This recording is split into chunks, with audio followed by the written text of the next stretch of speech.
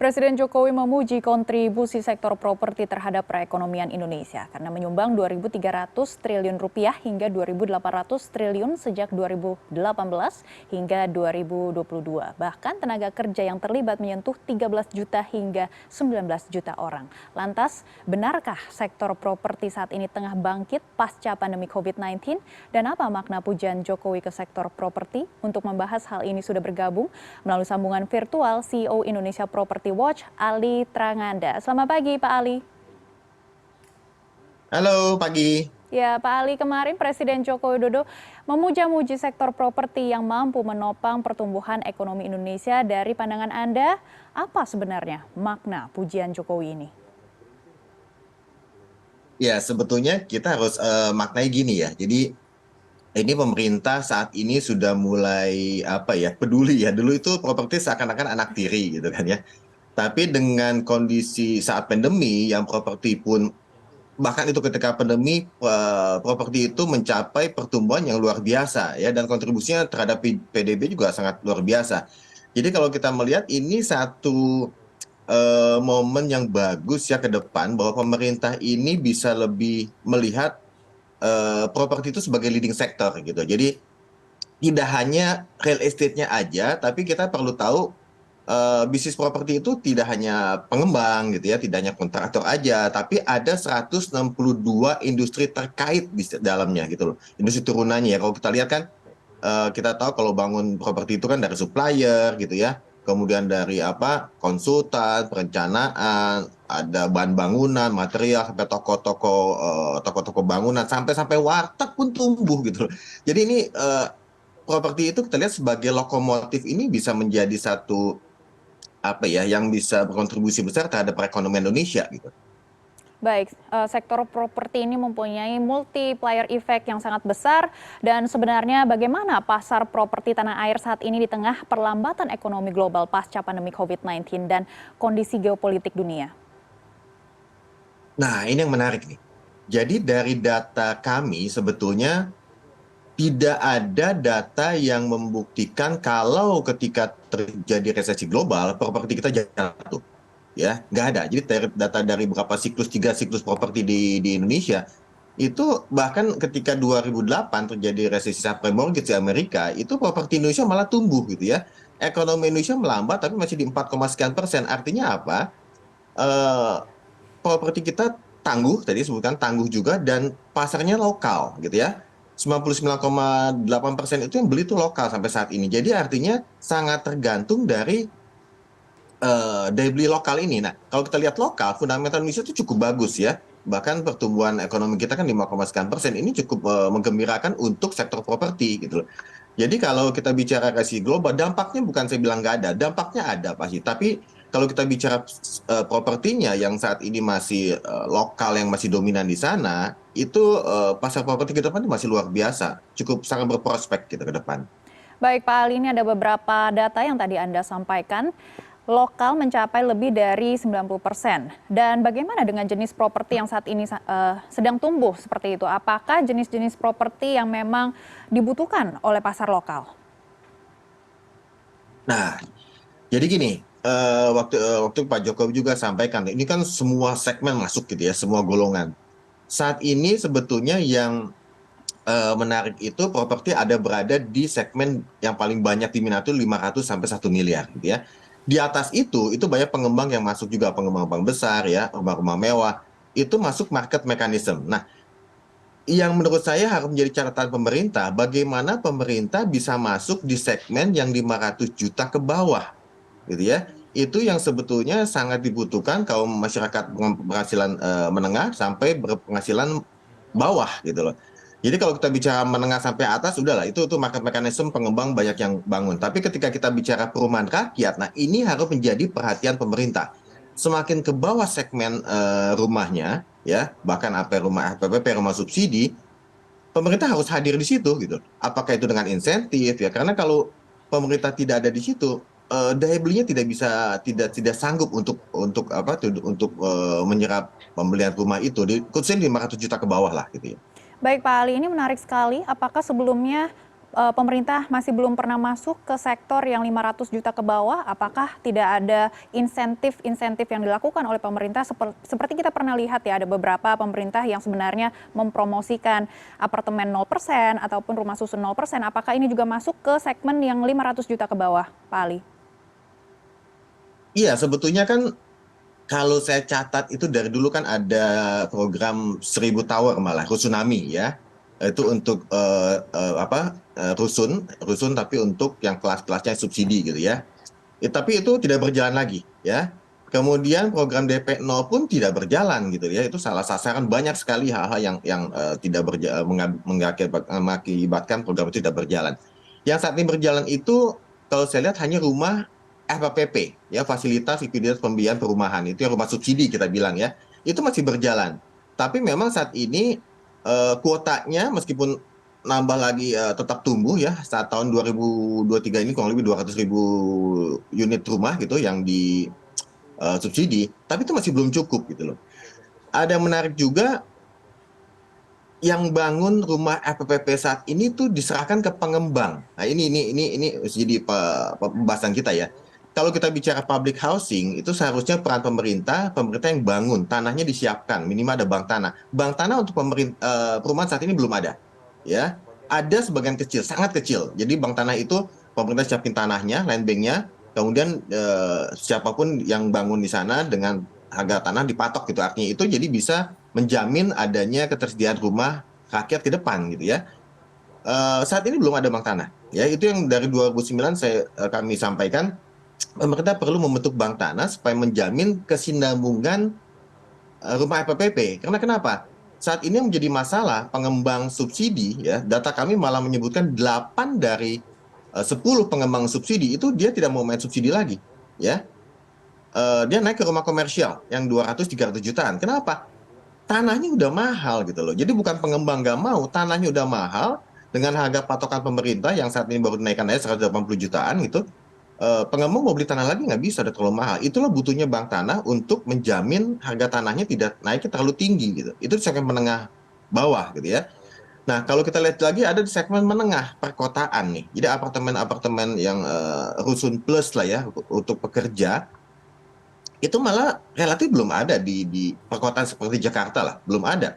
Yang ada tuh rusun sewa gitu ya.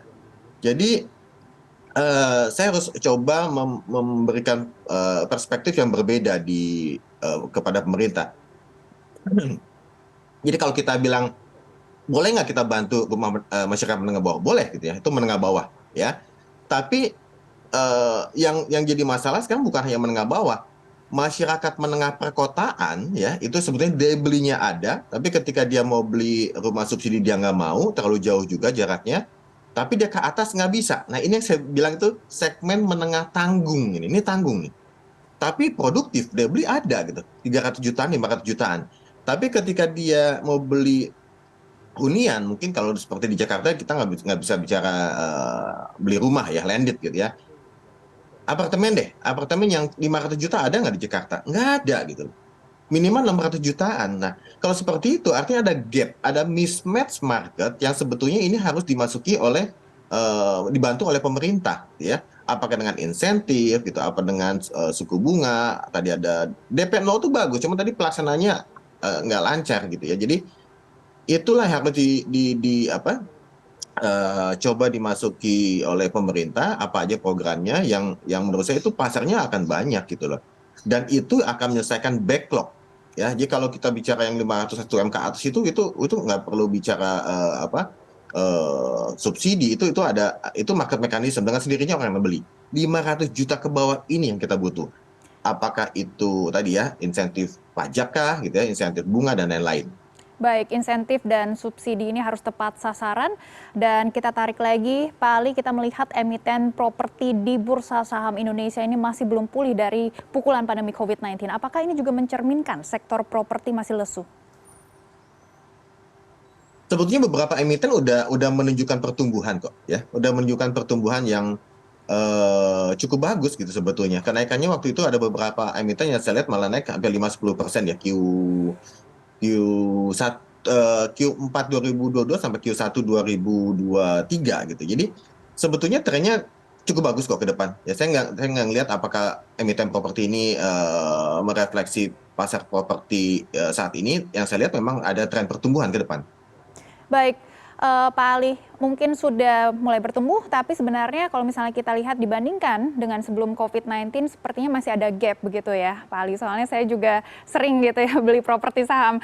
Ya, Pak Ali, kita balik lagi. Iya. Jokowi menyebut kontribusi sektor properti terhadap produk domestik bruto mencapai 16%. Tenaga kerja yang terlibat menyentuh 13 juta sampai 19 juta orang. Bagaimana Anda melihat ketergantungan ekonomi Indonesia dari sektor properti ini? Jadi gini, yang di awal saya sampaikan, sebenarnya data kami itu sebenarnya dari hasil riset Kadin ya, Kadin dengan Universitas Indonesia itu menyebutkan malah kontribusi sektor real estate itu 14,6%. Ya, yang dulu pemerintah melihatnya hanya pemerintah properti real estate itu hanya 2,7 sekian persen, tapi dengan turunannya itu luar biasa. Jadi properti itu ibarat lokomotif, ya. Kalau lokomotifnya jalan, itu sektor di belakangnya itu turunannya jalan, bahan bangunan, pabrik, supplier, segala yang tadi saya sebutkan itu akan ikut maju gitu loh.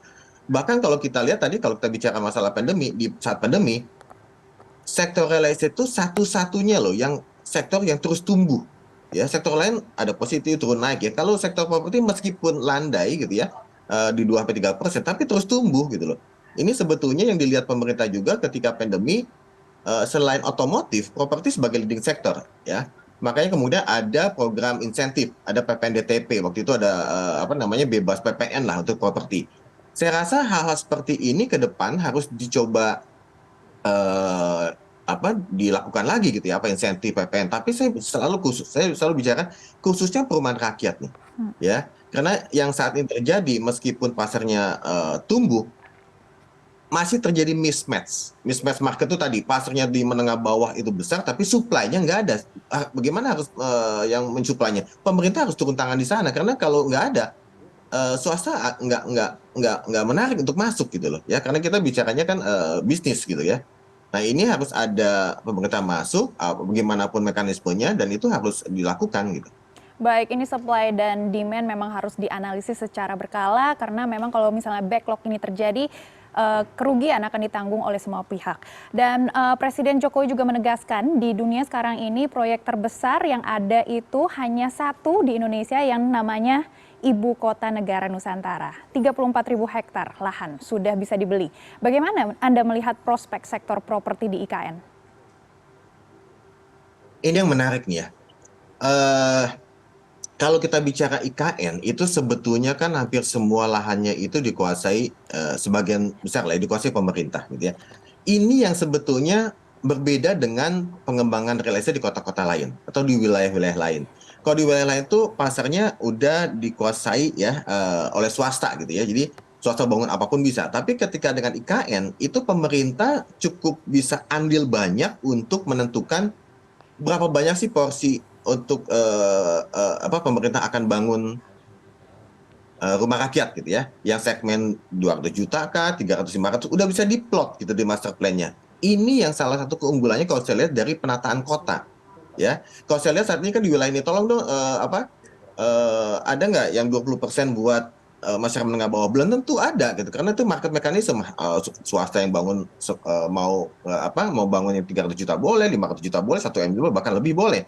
Tapi ketika kita bicara sebagian besar, itu yang saya bilang, land bank-nya itu ada dan dikuasai oleh pemerintah, itu yang membuat pemerintah lebih fleksibel mengatur itu gitu loh. Nah, saya selalu bilang jangan sampai ini kebablasan. Saya selalu mengingatkan pemerintah, khususnya di IKN, kita harus coba memplot dari saat ini khusus yang untuk perumahan rakyat itu berapa persen. Oke, 30% kah? 40% kah? Plot tanahnya dulu peruntukannya. Ya, tidak boleh ada swasta atau siapapun pihak yang masuk sana. Kalaupun masuk sana, mereka harus bangun di rumah rakyat itu gitu. Ini satu kelebihan. Nah, kalau kita bicara waktu, memang butuh waktu untuk IKN itu menjadi pusat pemerintahan yang utuh, bahkan pusat perdagangan ya. Tapi ini mesti dimulai gitu loh. Karena kalau kita bicara kota-kota besar saat ini, itu itu udah susah untuk diatur lagi gitu ya, untuk ditata lagi yang lebih bagus gitu. Jadi ini IKN ini salah satu, selain ikon juga di kota pemerintahan juga, ini bisa jadi satu role model pengembangan kota di Indonesia. Ya, jadi pengembangan real estate itu tidak hanya, oh kita bangun ya, bangun apartemen, rumah, tapi bagaimana penataannya yang ke sustainable environment gitu ya, penataannya lalu lintas, penataan tata kota, itu harus dilakukan sebagai kan sebagai role modelnya gitu. Jadi menurut saya sih ke depan, Mas, ini peluang sekaligus ini tantangan, ya, tantangan luar biasa. Mungkin IKN itu kalau saya perkirakan itu bisa 20 sampai 30 tahun betul-betul jadi, tapi harus dimulai gitu. Dan era Jokowi ini sudah dimulai, itu bagus. Baik, Pak Ali, terakhir apakah sudah banyak pengembang Indonesia ataupun asing yang sudah memang merealisasikan investasi di IKN? Wah, udah cukup banyak ya ini. Jadi ini sebetulnya harus disampaikan ke publik juga. Jadi bahkan dari Real Estate Indonesia gitu ya, itu udah beberapa pengembang besar malah yang udah masuk ke sana gitu ya. Udah beberapa kali juga saya terlibat ke sana, melihat ke sana, mereka survei segala macam. Ini semua dalam area persiapan ya. Jadi kalau ada bilang ini tidak menarik untuk pengembang properti itu salah gitu. IKN itu sangat menarik ya. Karena kita bicara ini, kalau gini, kalau kita bicara pengembangan real estate kan tidak jangka pendek 1-2 tahun. Ya, kalau kita bicara apalagi ratusan hektar, ribuan hektar satu proyek, itu memakan waktu 20-30 tahun. Dan waktunya masih cukup untuk para pengembang juga menghasilkan bisnis di sana gitu ya. Dan yang penting tadi ya, pesan saya itu jangan sampai ini kebablasan dalam penataan master plan-nya IKN, harus ada penyediaan, minimal ada plot untuk perumahan rakyat di sana. Jadi selama itu nggak ada, wah itu akan nanti sama juga dengan kota-kota lain gitu. Jadi tidak balance gitu ya. Itu mungkin. Baik, kami akan terus memantau perkembangan sektor properti dan tentunya kami juga mengharapkan semua insentif dan juga kebijakan dari pemerintah ini tepat sasaran. Terima kasih Pak Ali sudah bergabung bersama kami di CNN Indonesia Yo, Bisnis dan sama-sama. Referensi. Terima kasih.